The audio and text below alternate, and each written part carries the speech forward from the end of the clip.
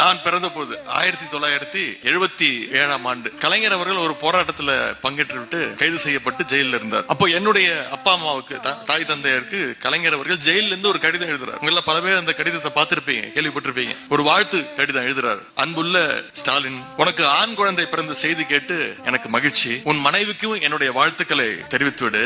1953 ஆண்டுல திருச்சி சிறையில 6 மாத தண்டனை பெற்று நான் இருந்த போது நீ கை குழந்தை. வீட்டிலிருந்து என்னை காண வருபவர்களோடு ஒரு குழந்தையாக கை குழந்தையாக நீயும் வந்துட்டு போன, என்ன பார்த்துட்டு போன. இப்போ 23 ஆண்டுகளுக்கு பிறகு 1976 மிசா கைதியாக ஓராண்டு நீ சிறையில் இருந்த பொழுது நான் உன்னை பாக்குறதுக்கு அப்பாவாக ஜெயிலுக்கு வந்துட்டு போனேன். இப்போது உனக்கு பிறந்திருக்கிற என்னோட பேரை என்ன பாக்குறதுக்கு நிச்சயம் ஜெயிலுக்கு வருவான்.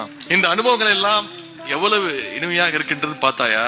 இந்த குடும்பத்தில் மட்டும் இல்ல, நம்முடைய இயக்கமாம் பெரிய குடும்பத்துல எத்தனையோ உடன்பிறப்புகளுக்கு இப்படி சிறை அனுபவங்கள் கிடைத்திருக்கின்றன அப்படி எழுதிட்டு சொல்றாரு. புதிய பேரனுக்கு என்னுடைய வாழ்த்துக்களை சொல்லிடு அப்படின்னு கலைஞர் எழுதி முடிக்கிறார்.